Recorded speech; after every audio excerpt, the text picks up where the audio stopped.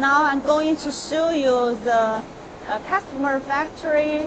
This part you can see it is paper rolls. They put paper rolls. And this part you can see the unit printing machine. They divided into two parts. This part is unit printing machine. And this part they are putting the ink and some rollers.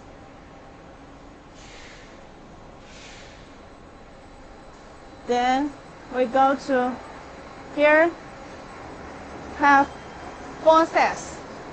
The unit printing machine.